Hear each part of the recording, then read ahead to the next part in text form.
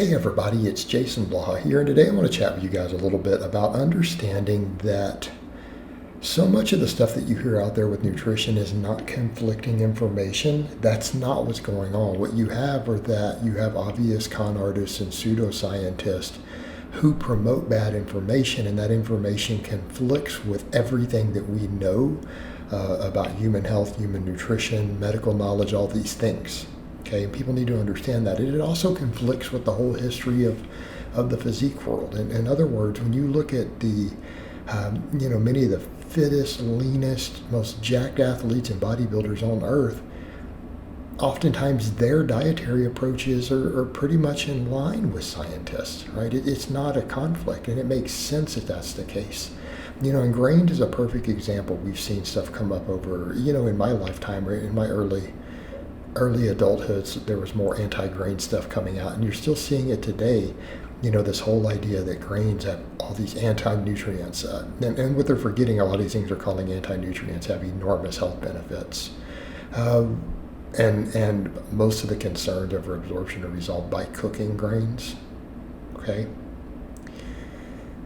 You have all this discussion of the paleo stuff to where people lie and claim paleo men didn't eat large amounts of grains, when the reality is the fossil records show that they did. But keeping in mind, that's also a naturalistic fallacy of this is the way it happened in nature, whatever this time, so it must be good. And that's not necessarily true, right? Humans didn't necessarily live longer and were not healthier, 20,000 years ago, okay? Keep that in mind.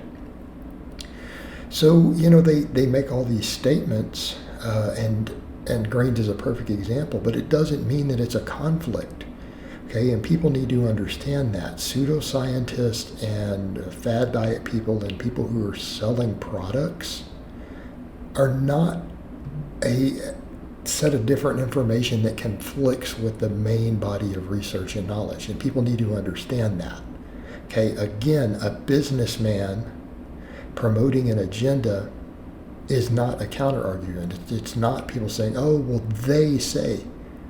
It's not they. It's a certain group of pseudoscientists with financial aims selling books or selling products. They're not part of they, if you mean the they being the leading researchers around the world, the leading medical experts, registered dietitians, right? Not the small fringe ones, okay? There's no conflict with they. Grains are overwhelmingly considered to be healthy. And it doesn't matter that they're part of agricultural society, because, the point that people need to understand, your gene flow has adjusted to agricultural society. And people forget that. They're like, well, humans have changed. Our gene flow, our enzymes in our gut, and everything else, our gut flora have evolved over the last 10,000 years. Okay? They absolutely have. And we've seen the perfect example. I don't want to get sidetracked on the dog thing, but dogs are a massive one.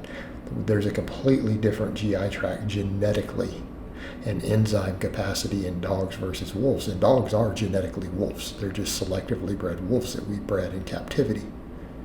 Okay, they handle starches. They have the enzymes to break down starches at 40 times the rate a wild wolf does, and they're just born producing it because that's their gene flow. Okay, humans are much the same. We thrive on starches. We thrive on grains. And the overwhelming majority of the data shows that. And I'm not talking about people with IBS or celiac disease, because those are separate issues.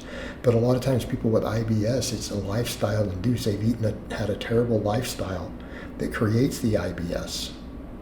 And then they're trying to fix it. And yes, there can be some transitions there, but there's things you can do to resolve this. Low FODMAP diets and things that can resolve all of this. And I think people confuse the whole idea of any sort of gluten intolerance like celiac with being grains as a whole. Well, keep in mind, grains are oftentimes rice. All these other things that don't have this. But if you don't have a real gluten intolerance like that, it's not an issue. That shouldn't even be a major concern for you. But what does the data show? All right, the longest lived cultures on earth with the lowest rates of disease, diabetes, cardiovascular risk eat lots and lots and lots of grains, oftentimes rice in that case. right? That is what the data shows. Intake of whole grains is generally associated in the data, in the literature, with better health outcomes, lower rates of heart disease, lower rates of diabetes, lower rates of cancer, the things that kill us. Right? And the data is ubiquitous here. It's not like this is only, a few people tampering with data. No, it's all over the world. This is stuff we've known for generations. We figured this out a long time ago. The data was fairly clear on that. And I'm not saying some old data hasn't been problematic, because some of it has been, and there are a lot of things that have been slightly adjusted and confirmed regarding different types of fat intake and things. But a lot of this stuff was realized a long time ago. And you'll see people who, instead of acknowledging any of these things, they always run to pseudoscience. Notice that. I want people to understand that. They say things like, oh, well, look, Americans have gotten fatter and sicker since the government suggested reducing fat and whatever. But Americans don't eat less fat. That's the whole point. Right? You go back 30, 40 years, Americans today do not eat less fat at all, on average. So that's a nonsense claim. Okay, because some government agency makes a suggestion and things don't improve, that doesn't mean the suggestion is necessarily wrong. It's not like it was implemented. Context. And again, the same thing, people confuse grains with refined sugars. It's not the same thing. People get into this whole anti-carb thing, and then it's always, they fall back on refined sugars. And I think most of us agree refined sugar intake should be limited. I think we could make a case for eating none of it. But that has nothing to do with grains. These are all counter arguments that people have, not based on reality. The overwhelming amount of data shows over and over and over, including more whole grains, more fibers, all these things in our diet produces better health outcomes.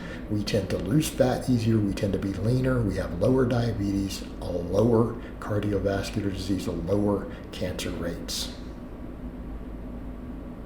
All right? And the people who are claiming otherwise are generally fringe experts, pseudoscientists, or entrepreneurs trying to sell you something.